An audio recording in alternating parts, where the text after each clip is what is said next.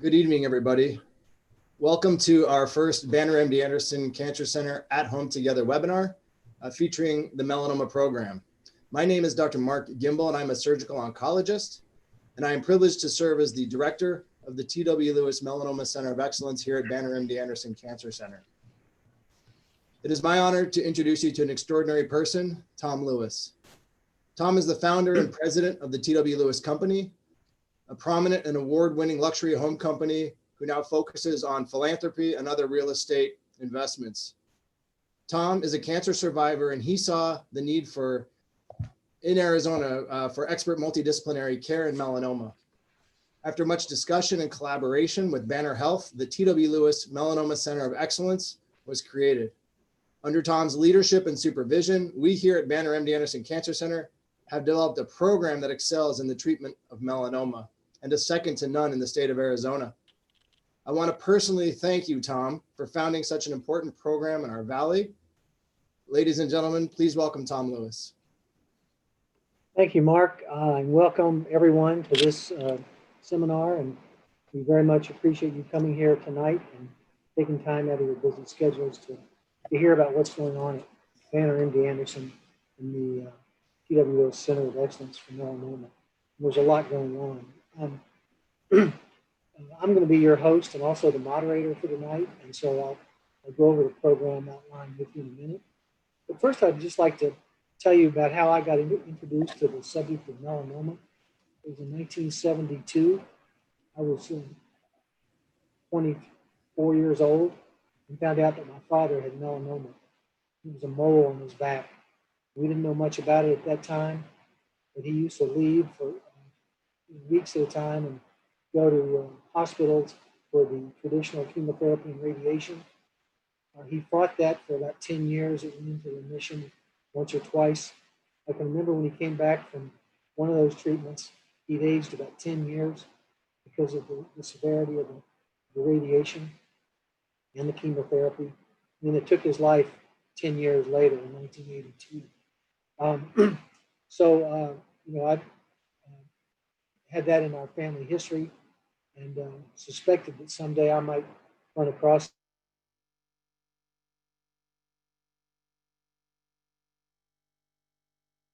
Sure enough, in 2013, hospital, and I'd done a lot of biopsies, and I never worried too much about them.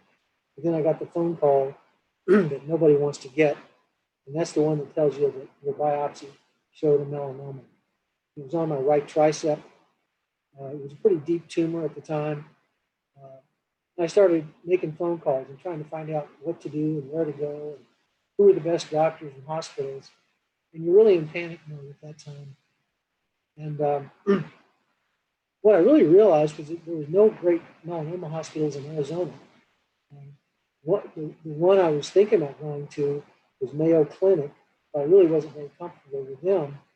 And then I finally heard about Banner MD Anderson in Houston. And so I went there. A friend connected me with them. I was able to get in and have surgery. Dr. Merrick Ross performed surgery to remove the skin tumor. And they basically got all of that, and I thought I was cancer-free, and began taking quarterly MRIs and CT scans. I did that for about 3.5 years and thought it had gone away, that we'd gotten it all. And then I got another one of those phone calls that you never want to get. And that was when a proactive PET CT scan showed that the melanoma had come back. It's a very aggressive cancer, and it had spread to my liver and also to my lungs. And of course, they call that stage 4. But I think there really ought to be some different staging there because of the proactive PET CT scans that I was doing, we caught it very early. And I had what we call in the world of cancer a light tumor load. And that makes a big difference. I like to say it's like putting out a small fire versus a forest fire. So when you can catch it early, as you'll hear about later today, it can make a big difference in the survival rate. So right after that surgery, though, I started thinking about making some kind of a gift and wanted to have some kind of help someone create a cancer center in Arizona that would actually serve the melanoma patients.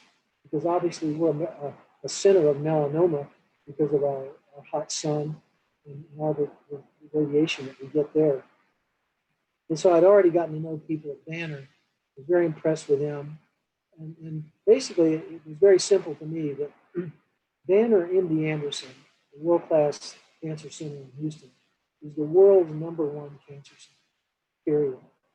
And Banner in Arizona is the best hospital organization in the Southwest. And I've had a lot of firsthand experience with both organizations, and I can say that with complete confidence. The people at Banner are fabulous. They care, they're competent, they work hard, they're creative. And the same thing goes for the people in Houston. And so this is really a combination of two powerhouses, the leading cancer center in the world in MD Anderson, and then the best hospital organization in the Southwest, Banner. And so when you say Banner MD Anderson, you're really talking about two heavyweight healthcare organizations. And so I'm just happy to be a part of it. We made a gift over 5 years. It was a very small part of what this program has become. And they've taken my idea and ramped it up far more than I could have imagined. What we have today, and we're now in our 5th year, is the market, if you want to call it that, in Arizona is about 2,400 new melanoma patients per year. And that's probably the highest of any state in the country. And Banner, our center, will treat about 15% of those patients, about 300 new melanoma patients a year. And we are off to a great start, and we're going to be growing that number of new patients. And that's really our metric, is we want to serve more and more patients. And we are off to a great start. And today it's my pleasure to introduce two of the leading doctors in this program, the two leading doctors. And that's, first of all, Dr. Mark Gimbel, who is the surgical oncologist for the Cancer Center. And then the medical oncologist, Dr. Fade Mahmoud, who came about a year ago, I believe. Fade, is that about right? Or longer?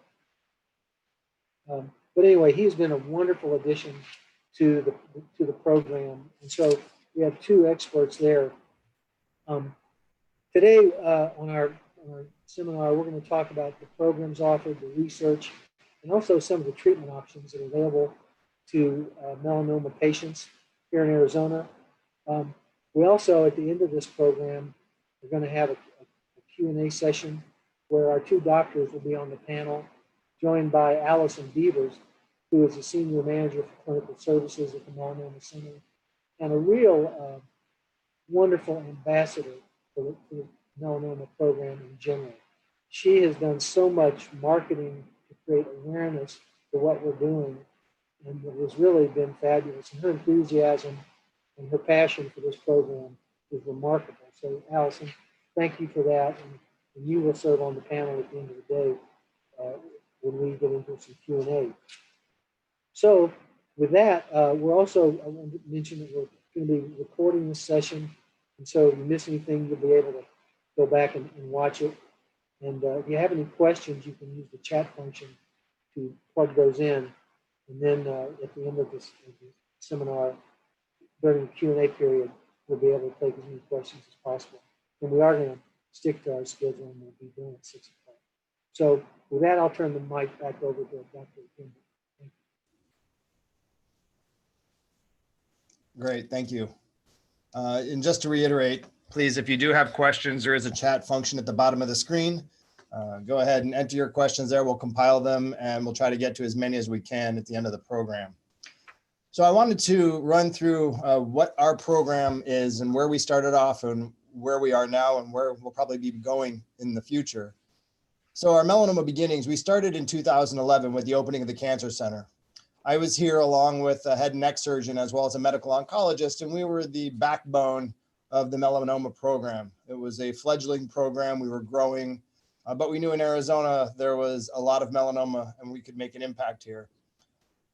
Unfortunately, as Tom was saying, many of our patients in Arizona were seeking care elsewhere because there wasn't a comprehensive center for melanoma. While we felt we gave good care here, we didn't have the multidisciplinary comprehensive approach that patients needed. And that's why Tom and his wife, Jan, identified an opportunity here and met with the Banner Health higher ups and decided that a program would be worthwhile here. And so in 2016, we started working on opening the program. Next slide. And starting with 3 people, this is our logo for our Melanoma Center of Excellence. We're very proud of this. It's become synonymous with what we do here. And so this is something that hopefully you'll see around the valley as well. Next slide. So coming from 3 people, this is what our team looks like now. You can see there's a lot of growth, and not everybody is part and parcel to the program, but we are all collaborating and everybody has a hand within melanoma care. So we really are truly a multidisciplinary center. On the left, we have the surgeons, such as myself, the head and neck surgeons here, and we have surgical APPs who are PAs and nurse practitioners who have a very big role in our program.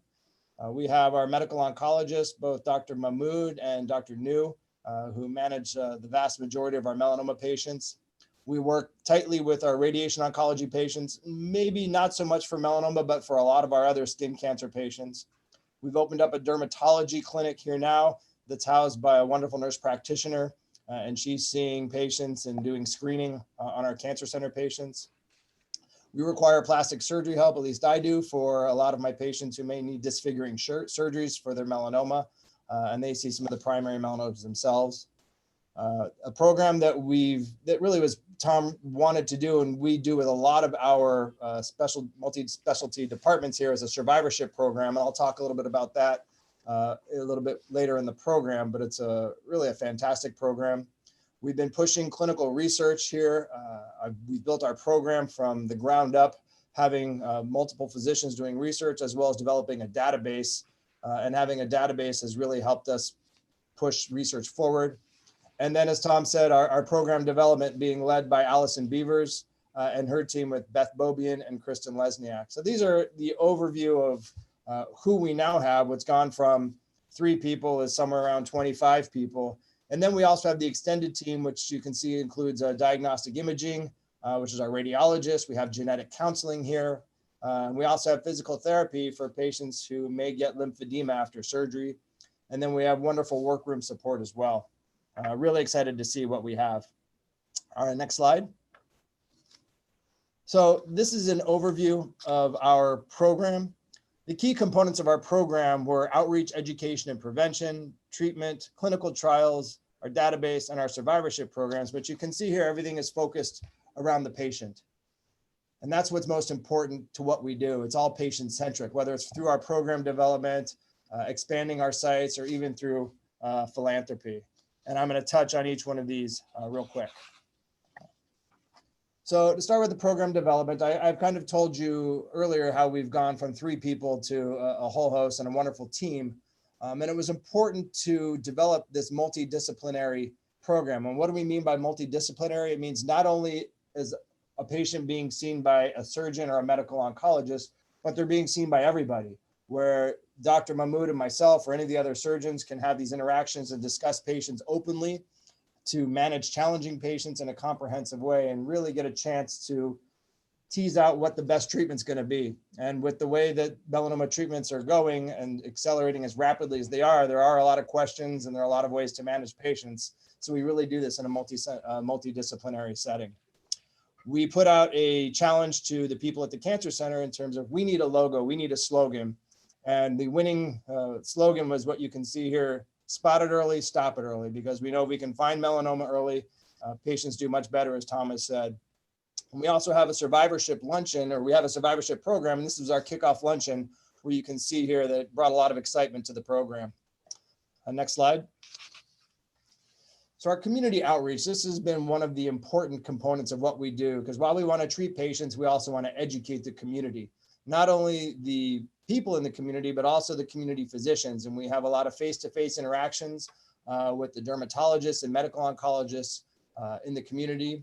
We provide education to workplaces, to schools. We go to nursing homes. We're everywhere to try to get the message for sun safety and melanoma awareness. And today we've touched at least 55,000 lives through this program, whether it's through a COVID platform, an electronic platform, or face-to-face, which has gone by the wayside in the most recent months, but we still are trying to have these one-to-one interactions if we can, or have these programs.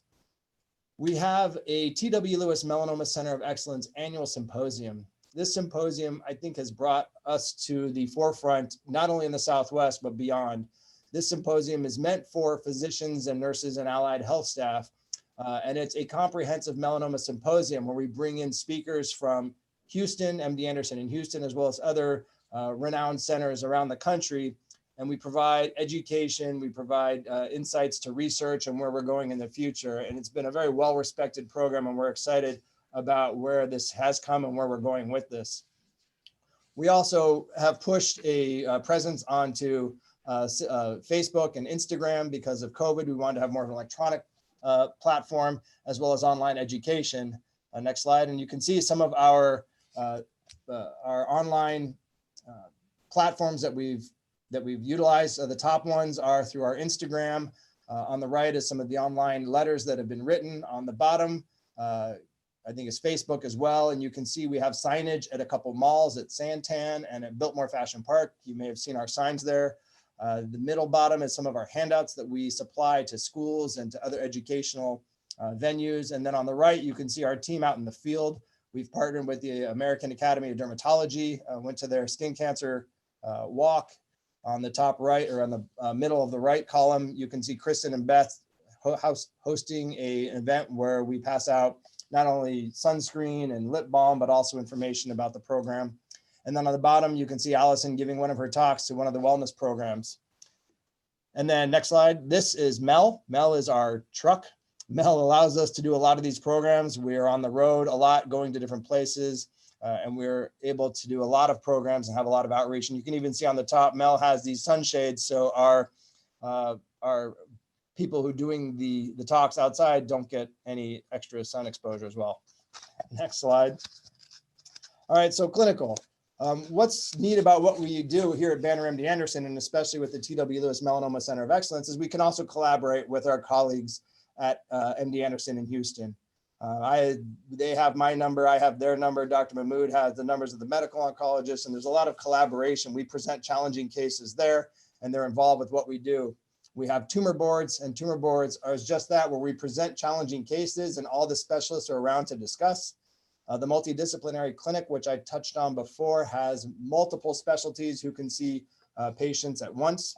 And then the survivorship. Survivorship is, I want to say, just because when a patient's cancer treatment has ended does not mean their journey with cancer is over. And so we have the survivorship program, which allows our patients to continue to be seen by Banner MD Anderson here, and now with the T.W. Lewis Melanoma Center of Excellence. Patients can get set up with follow-ups, with screenings. We discuss prevention, nutrition, trying to keep life going after the cancer treatment, along with the journey through the rest. And it's been a wonderful program, and our patients have really embraced this. Next slide. One of the important parts of what we do as melanoma physicians is to try to advance cancer and cancer treatments. Not advance cancer, but try to advance cancer treatments. We try to stop cancer. We are actively enrolling in clinical trials here. We have open trials as well as more that were in the pipeline to open up for our patients.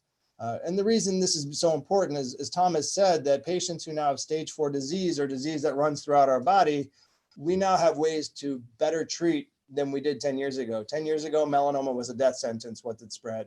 Now we're seeing such wonderful responses with the new treatments that we have that Dr. Mahmoud will touch on a little bit later. And then finally, our database. Our database is very important for what we do because we know that a dedicated research database is an important component for future clinical trials. We can mine and share information to better understand these melanomas and how they respond to treatments. Next slide. Our next push is for expansion. We want to bring this to other sites. We want to bring the T.W. Lewis Melanoma Center to other sites in the Valley so we can continue to give this care at other locations. And we're looking at the Central Phoenix and the Northwest Valley. Next slide.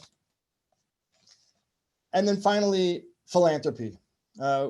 Our program has been excelled due to philanthropy from the backing of Tom. Tom has made this possible, and we've been more than grateful about what we've been able to accomplish here. But philanthropy is instrumental to our work. As a nonprofit organization, we invest all of our proceeds back into providing programs and services for our patients. Donations allow us to provide patient assistance, active melanoma research, and enhance our ability to serve patients and their family. And I know that many of you who are here on this program today have been donors to our program in the T.W. Lewis Melanoma Center of Excellence. And I really want to express my sincerest gratitude for you being part of this journey and making this possible. Next slide. So the T.W. Lewis Melanoma Center of Excellence provides patients with hope. And I think that's what I hope you take away from this, is that we are here not only to treat patients, but to give everybody hope moving forward. One of the ways we do that is access to the latest treatment options, including the clinical trials that I discussed. And here to share some of the breakthroughs in the field of melanoma is Dr. Fadi Mahmoud. Dr. Mahmoud, I'm not going to go through each of these bullet points here, but you can see extraordinarily educated and well-trained, comes to us from Arkansas, where he did his fellowship and was on staff there treating melanoma. He's board certified in hematology, medical oncology, geriatric medicine, hospice, palliative medicine, and internal medicine. There's not many specialties left out there, but with that, I would like to turn this over to Dr. Mahmoud.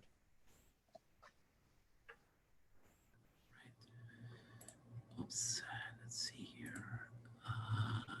Let me share. It's saying host disabled participant screen. I want Krista just to look into that.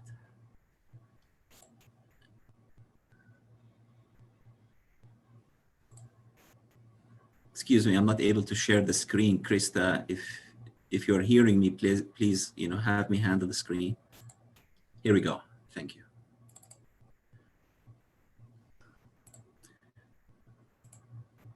Thank you, Mark, for this kind introduction. I've been with Banner for the last 2.5 years, and one of the reasons I joined this institution is I really believed in the mission between Banner Health and MD Anderson in Houston to provide personalized melanoma care for the patients in the Valley. And today, I'll go quickly and briefly to discuss with you some of the drugs that we use to treat patients with melanoma. So the checkpoint inhibitors, you see this yellow cell here, it's your immune cell. We call it the T cell. And as you can see here, your immune cell is under the regulation of two types of receptors. We have the T cell receptors, which acts like the gas paddle. It lets your T cell to go. And we've got also the checkpoints, or we call it the brakes. It put a pressure or brake on your T cell and it get it to stop working and functioning. And the melanoma is very smart. It uses a system, it hijacks the system to its advantage in order to avoid being attacked by the immune system. So the first checkpoint is called CTLA4, and that was discovered by the scientist James Allison in MD Anderson in Houston. And because of his discovery, he won the Nobel Prize of Medicine in 2018. And he went on to discover also the ipilimumab and Yervoy.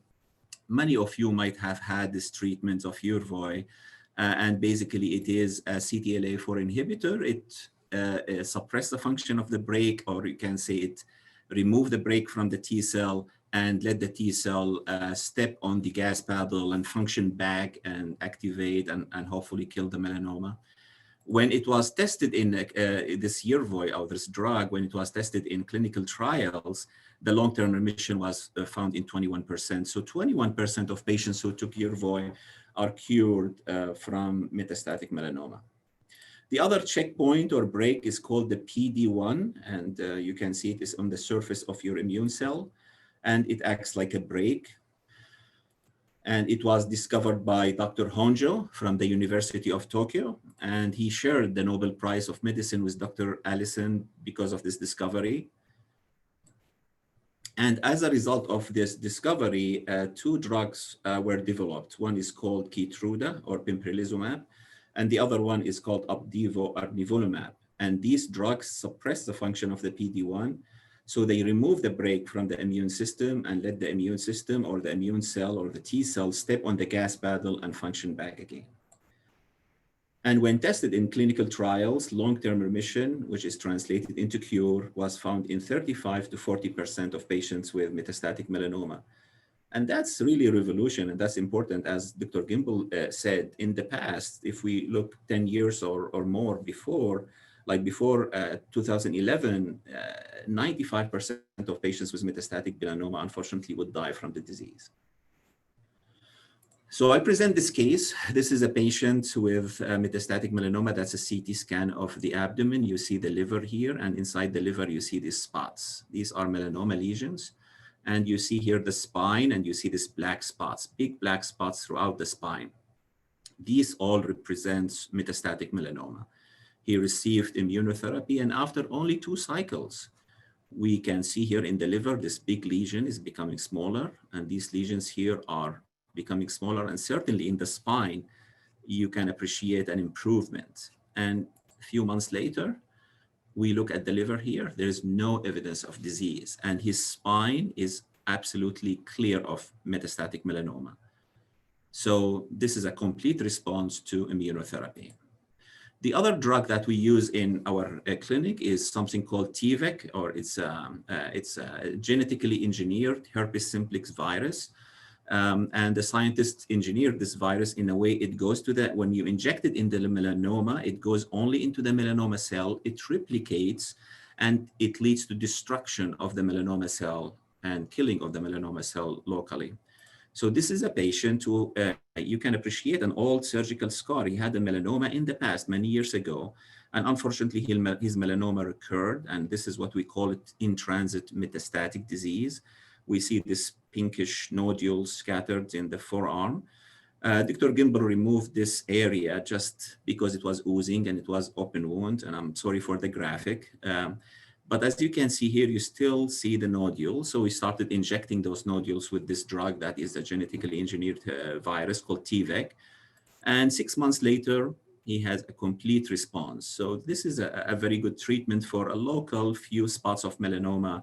Not good for metastatic disease or somebody who has metastatic disease, but it's good for the local melanoma. And finally, the BRAF. The BRAF, I don't want to, this is a little bit complicated, but I want you to understand that this is like a power circuit. We call it the MAP kinase pathway. It's like a power circuit, and it's important. It's every cell of our body needs to have this pathway in order to survive and to proliferate, and it's important for our growth. However, if you look here at the gene, which we'll call the BRAF gene, about 50% of patients with melanoma may have a BRAF mutation. And as a result of this mutation becomes like an engine, like drive the melanoma progression and metastasis. Fortunately, we have drug that they can block this BRAF mutation. Again, I told you it's seen in 50% of patients with melanoma. And I'll give you an example. So this is a patient with metastatic melanoma. This is a PET CT scan image. And let me orient you a little bit about the normal findings on the PET CT scan. So the brain here is normal. This is how it looks like on the PET CT scan. The bladder looks like that, and we've got the kidneys. But everything else represent metastatic melanoma. All these black tumors here scattered, throughout the body represent metastatic melanoma. And the patient happened to have a BRAF mutation. She got this oral medication. We call them targeted therapy, or BRAF and MEK inhibitors. And you can see here this wonderful complete response and disappearance of all the melanoma lesions. So I know some of you might have had side effects from immunotherapy, such as diarrhea. Some of you might have neuropathy. Some of you might have lost the function of the thyroid or pituitary function, but you still got your life. And you wake up every single day in the morning, breathing a fresh air. To those who are in remission, I want you to know how fortunate you are. As we are approaching the Thanksgiving month, I am sure you have many things to be thankful for. To be thankful for the gift of a second life. But let us not forget our patients with metastatic melanoma who are currently going through treatment or perhaps struggling with this disease, and let's keep them in our thoughts and prayers. Thank you for listening, and let me introduce Chris Terry. She's a dear patient to me personally and to Banner MD Anderson, and she will tell us and tell you about her journey at the T.W. Lewis Melanoma Center of Excellence at Banner MD Anderson. Thank you for listening. Thank you, Dr. Mahmoud. I appreciate the wonderful introduction. I'd like to thank Banner MD Anderson Cancer Center for inviting me today to share my story with you. I became a patient at MD Anderson Cancer Center in the fall of 2015, but my melanoma journey did not start there. I was first diagnosed with melanoma September 27th, 2013, after finding a small mole on my scalp. Side note, wear a hat in addition to your sunscreen. I saw a dermatologist thinking it was nothing. She removed it, had it biopsied, and 2 days later I received a call and was informed that it was melanoma. I will never forget that day. Within 2 weeks, I met with a plastic surgeon, had it removed, had a sentinel node biopsy done, which showed that the melanoma had traveled to the lymph nodes in the left side of my neck. So where am I going to go? So I did some research and decided at that time, and remember that was back in 2013, to see a melanoma oncologist at the University of Arizona Cancer Center in Tucson. I had 44 lymph nodes removed from my neck and 3 were cancerous. Radiation was not recommended, but the doctor suggested that I consider interferon for a year. I found an oncologist locally, so I would not have to travel back and forth to Tucson. I completed 4 weeks of interferon infusions followed by shots. I couldn't do the whole year, but I did tolerate it for 9 months. The many treatments that are available today that Dr. Mahmoud just discussed were not available 7 years ago. After completing my treatment, my scans were clear. I found out that the melanoma oncologist in Tucson was moving to Seattle. So in 2015, I decided I need to do more research again and find an oncologist locally and one that specialized in melanoma. The odds were very high that my melanoma stage 3C would return. Doing research, MD Anderson Cancer Center stood out to me. In September of 2015, I was under the care of Dr. Holmesy until he left and have been a patient of Dr. Mahmoud ever since he arrived. My scans continue to show no metastasis for several years. Great news. However, January 2019, I felt a lump growing in my neck. Dr. Mahmoud quickly had me scheduled for a biopsy that confirmed the melanoma had returned. Also, genetic testing showed that I have the BRAF mutation. I had 2 doses of immunotherapy, specifically Keytruda, with no response. Then we tried the targeted medication, Mektovi and Braftovi. Success. The tumor had shrunk almost down to nothing. But then my liver enzymes, the AST, ALT, were severely elevated. Medication was stopped. Next step was surgery to remove any residual melanoma. Dr. Schellenberger completed the surgery, which was successful, and pathology indicated no further metastasis. Dr. Schellenberger was attentive, empathetic, and had a calming bedside manner in addition to being an experienced and reputable surgeon. With everything looking positive, once again, Dr. Mahmoud put me on a different set of targeted medication called Mekinist and Tafinlar. I am still on those and have tolerated them well. I continued with scans every 3 months. However, this past January, a scan indicated that the melanoma had metastasized to my brain. Okay, so what do we do next? I saw Dr. Roberts, a radiation oncologist, and he informed me that the multiple lesions in both hemispheres of my brain. I thought I was given a death sentence. But both Dr. Mahmoud and Dr. Roberts coordinated and developed a treatment plan of care for me. I received 4 infusions of Yervoy and Opdivo this past spring. The infusions eliminated most of the lesions. However, I had a bad bout of colitis, an overnight stay at Banner Thunderbird Hospital. However, with high doses of steroids, consults with a nutritionist, a gastroenterologist, along with a changed diet, I avoid dairy now because it causes inflammation. I got better.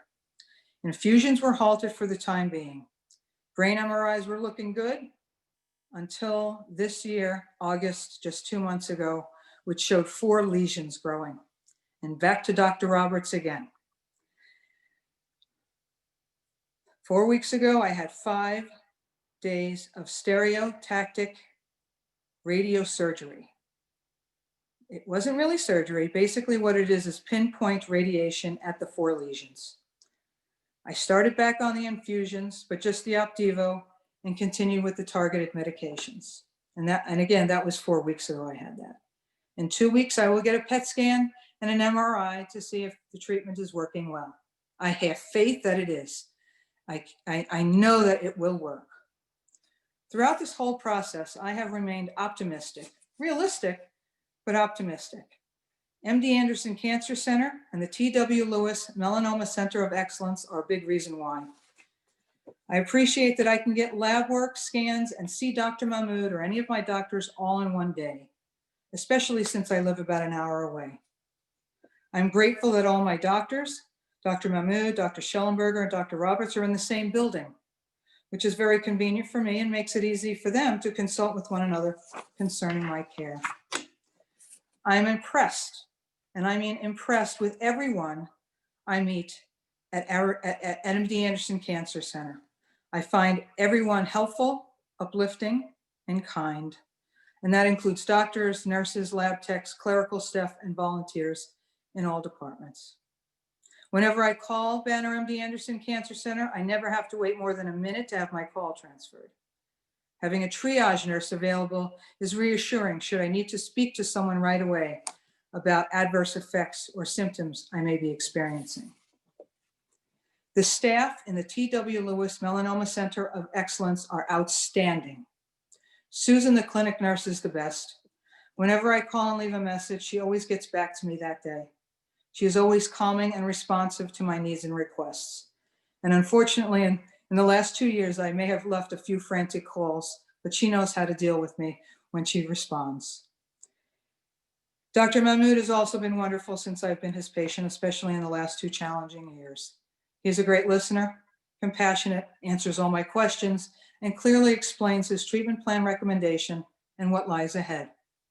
I have complete trust in Dr. Mahmoud and know that I am in good hands when we continue to fight this awful and aggressive disease. Had the brain metastasis occurred back in 2013, I would not be alive today. I am grateful for the treatment advances that have been made in the past 7 years. As I reflect back, I'm so very happy that I made the decision to transfer my care to MD Anderson Cancer Center in 2015. I remain positive that with continued research, medical advances, and clinical trials, there will be new and more effective treatment options and drugs available to fight and hopefully cure melanoma. I want to thank you for listening to me today, and don't forget to wear your hat. Thank you again, and back to Dr. Gimbel.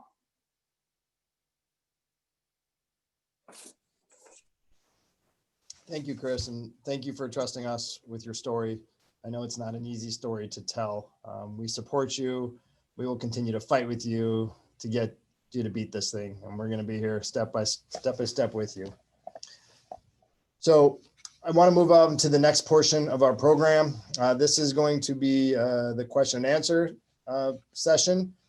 Tom has agreed to serve as the moderator for this portion of the program, and we will use the remaining time to allow you, the audience, to ask us questions. Myself, Dr. Mahmoud, and Allison Beavers, our Senior Manager of Clinical Services. So please feel free to chat your questions in, and I turn it over to you, Tom. You're on mute, Tom. Mute. Whoops. There you go. Okay, can you hear me now? Yes.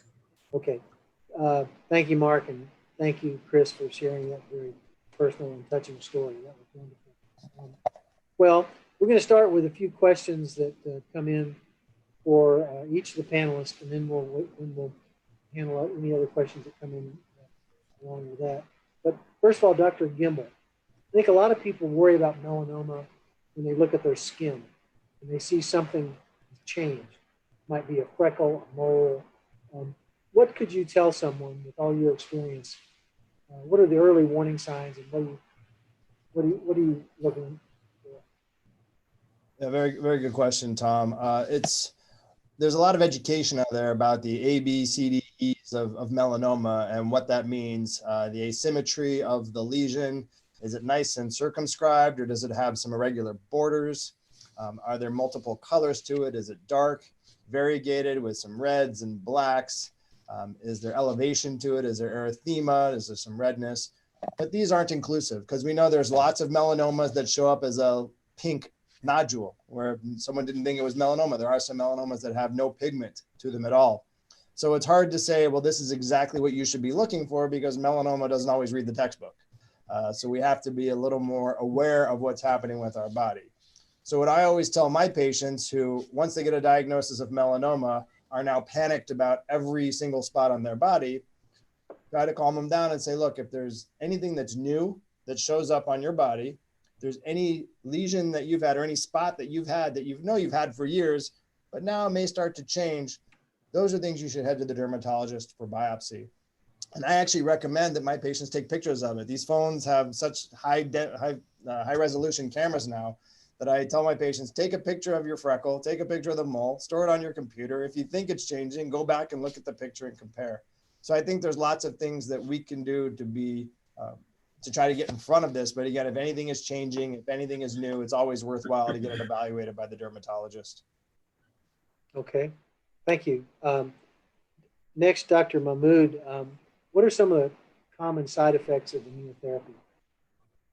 The immunotherapy, sure. So, when I talk about the side effects of my patient, I tell them, immunotherapy, you could have flu-like symptoms, fatigue, skin rash, diarrhea. And I emphasize a lot about the diarrhea because if they don't call the clinic and if the diarrhea is bad, patients may end up having perforation of the bowel. So we need to start them on corticosteroid therapy immediately. And I really tell them this is not something you ate. This is not, an infection. This is due to immunotherapy, and you get a call, especially if you have more than 4 bowel movements or 4 diarrhea a day.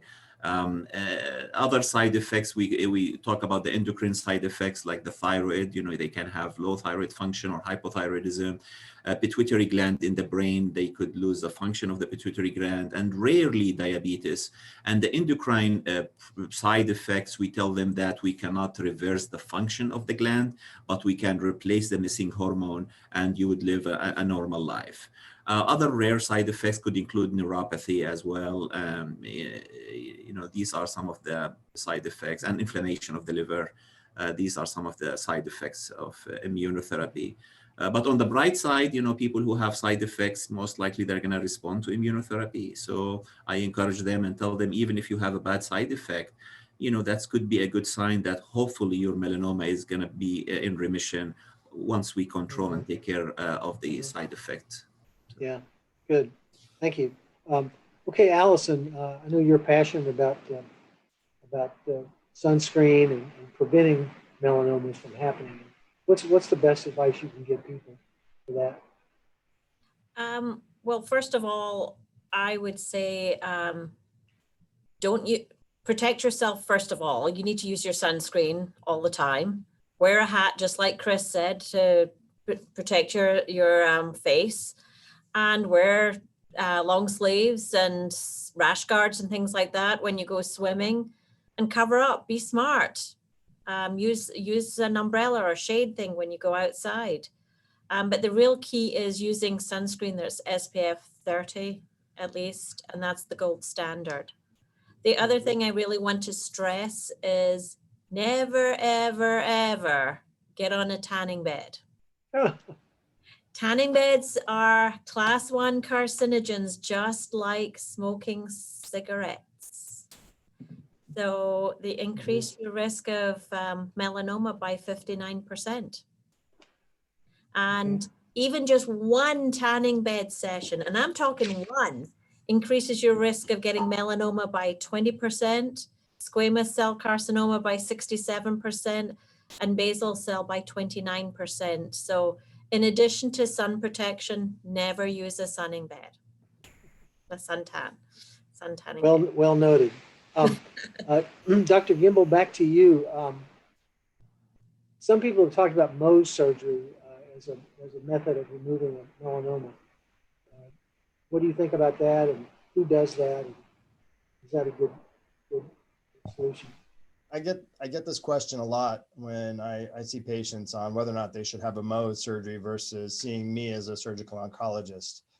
Mohs is definitely a modality for treating skin cancers. And what Mohs is, for those of you who aren't aware, it's where a dermatologist with specialty training in what's called Mohs surgery, they remove layer by layer the skin cancer until they can clear that skin cancer right at the edge. And so they're taking a slice, looking at it under the microscope, taking a slice, looking at it under the microscope until there's no further cancer.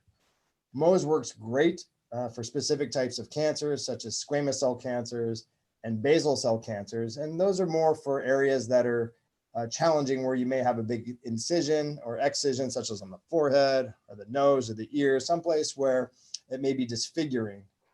So it's a much smaller area that needs to be removed. However, I don't recommend Mohs for melanoma.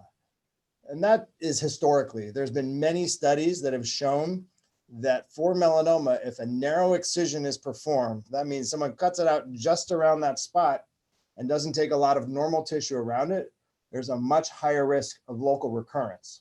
Mm-hmm. The tumor can go back where you took it out from. Because not only does melanoma grow down into the skin, it does have lateral spread, and these spreads may not be contiguous. So for melanoma, we always recommend a wide excision, which is taking the melanoma with normal skin around it. It does leave a bigger scar, but we'd rather see scars than melanoma recurrence. Yeah, good. Okay, Dr. Mahmoud, this question's come in from the audience. Is there a genetic component to melanoma? And does that have anything to do with the BRAF mutation? So that's a good question. For genetic component of melanoma, yes, it can run in the family. About 10% of families may have a genetic component.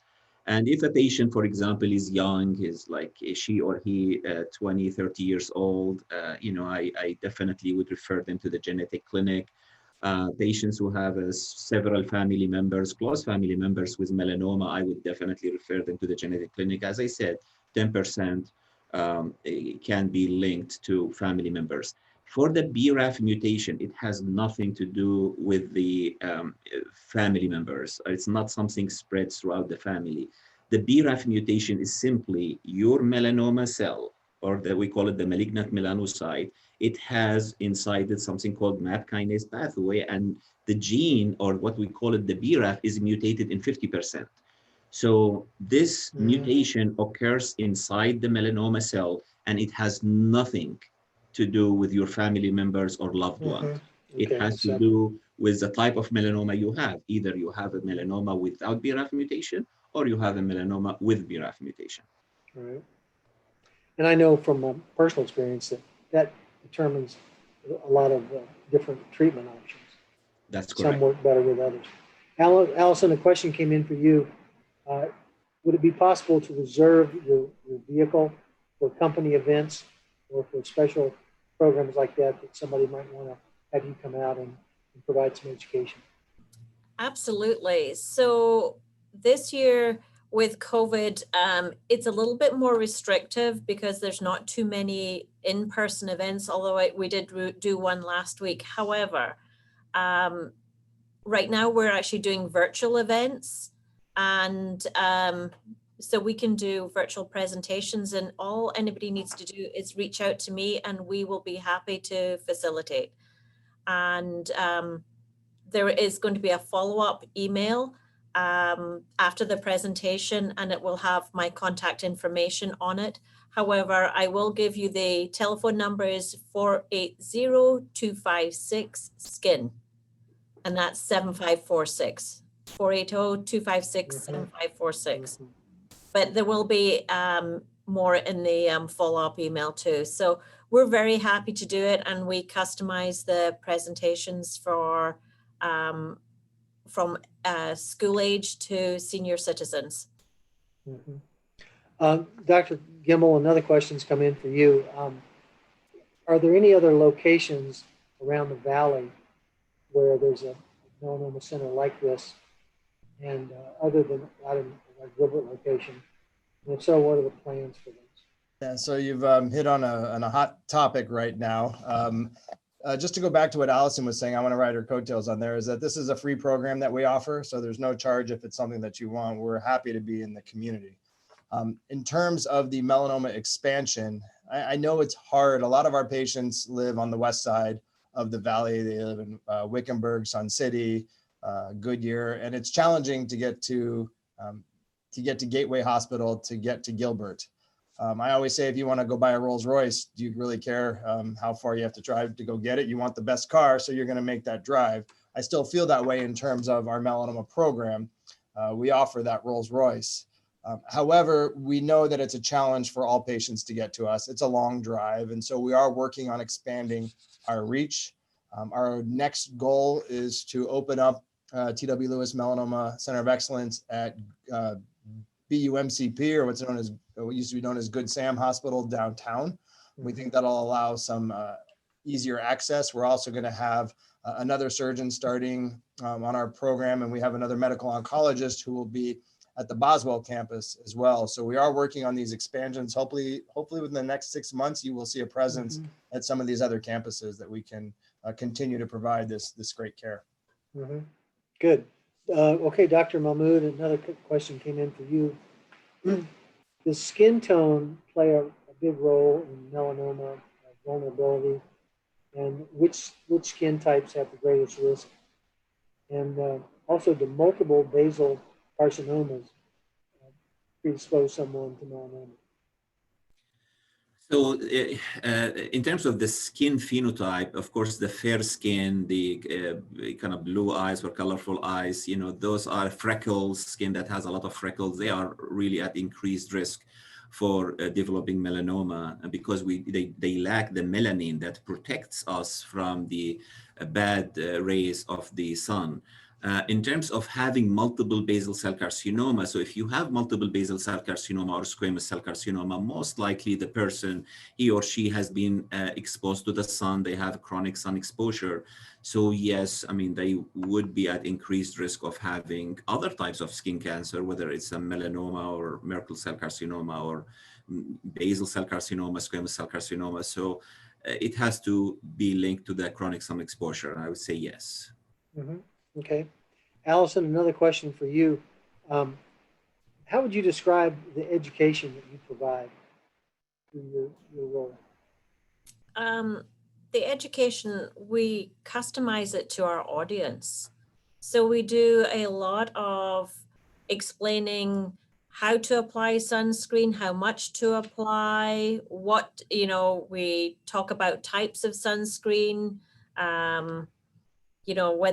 whether lotions are better than spray sunscreens. But I will say for that, any sunscreen that you're going to use is better than no sunscreen. So we customize it, and then we also give education on what to look for, how to spot skin cancer, and then just an overview on who's involved in your treatment. So it's pretty comprehensive. It can be from 30 minutes to 45 minutes. And we've actually had some incredible response from this, because with the education, we've had some feedback from patients that have actually said, because of your education, I've had my skin checked and found skin cancer. So when you hear something like that, it's really powerful because you know that you've made a difference to that one person. Okay, thank you. Another one for Dr. Gimbel. Is there a special screening that someone should go through if a family member has been diagnosed with melanoma? In terms of a special screening, well, let's take a step back in terms of what Dr. Mahmoud said before in terms of the genetic component to skin cancer. There are some genetic causes of skin cancer. So if a family has melanoma and has that genetic predisposition, then everybody should already be getting screened by dermatology early on. Now, there are some familial melanomas that don't necessarily have, or we haven't identified the exact genetic component. So if you have a lot of family members who do have melanoma, it's going to be dermatology screening. You need to have a good relationship with your dermatologist where you feel comfortable with them and they know that you're going to call and get in for a biopsy because you want to make sure you get on this early. Finding a melanoma as quick as you can, as early as you can, increases the chance of being cured by this thing. And so there's no specific screening that I have. There are some places who do photo documentation. There's some people who look under what's called dermatoscope, where they can actually look at specific pigmented lesions and say, is this a high-risk lesion for melanoma? When I say lesion, it means spot. Is this a high-risk lesion for melanoma? Should we take it out? Should we biopsy it? So the dermatologist is usually the gatekeeper for that process. Okay, good. You know, I'd like to just make one comment here on this, and that is just, I love your comment about spot it early, stop it early. And if you would ask me, what's the best thing you could do? I mean, I would say go to the dermatologist once a year, twice a year. I personally go 4 times a year because that's how you catch it early. These melanomas are so unique and so many different types that it takes a professional to find them. And then the other one is you can do scans too. You can do PET CT scans, MRIs, CT scans. And if had I not done the PET CT scan, I would not be talking to you tonight because that's how I found it out. So, it's kind of do your homework, go to the doctors, get checked out, and catch it early. Tom, if I may, I do want to caution, if someone does not have a diagnosis of melanoma that hasn't spread, the benefit of doing PET scans and CT scans is very limited, where we're using a lot of resources, there's a lot of radiation. And someone in your scenario who did have a documented disease, absolutely. So I'm saying after you've been documented with it. Exactly. With one melanoma. Okay, I think we have another question too. Again, this is for Dr. Gimbel. I've read that a vaccine for melanoma is in the works. When do you think it might be available, and what do you think it might be able to do for a person with multiple melanomas? Vaccine treatment has been a hot topic for melanoma as well as with immunotherapy because we know there's a significant component of the immune system that needs to be ramped up. Is that right with the immunotherapy that Dr. Mahmoud discussed, the viral injection that was also discussed, or even vaccine where melanoma antigens, proteins can be instituted in the body? Vaccines are a little challenging, haven't played out as of yet because there's multiple mutations that can occur within a melanoma. While 50% do have BRAF, 50% don't. And there's a lot of challenge at identifying the way to make a vaccine durable. So there is a lot of good work. There are clinical trials. We haven't seen anything that's hit clinical use as of yet, but I think in the future, we will be seeing that. Okay. Well, listen, I think we've about run out of time here. And we've had some great questions come from the audience, and I think we've had some great answers, and it was very lively. And thank you for everyone attending and for the people on the panel here. So, Dr. Gimbel, I'll turn it back to you. Great. Thank you, Tom. I do want to thank all of you for participating in our virtual program. We hope you found this interesting and informative. As a reminder, there will be a recording of this program on our resource webpage. We'll try to get the other questions up there and answer those as well. And there's also other melanoma resources. We will be sending out a follow-up email. We don't have anybody's personal information, addresses or anything. But if you do register through that email, we'll make sure that we give you additional education. And there's also a special surprise from our TW Lewis Melanoma program. So please check that email, see what resources we have. Thank you to our donors, to our program. Again, it's your generosity that allows us to do what we have and build on what Tom has started here. We couldn't do it without you. I want to thank Linda Lotz and our Banner Foundation, the Banner Health Foundation, for sponsoring today's program. They've spotlighted our melanoma program, and I know they're going to be doing other disease types in the future, so keep an eye out for that. And thank you most of all to our patients. We know you put a lot of trust into us. This is a challenging journey, and we try to make this the easiest and the best journey that you can have, giving you the best outcomes. So everybody stay safe. Thanks again for being a part of this. Bye-bye. Thank you. Good night.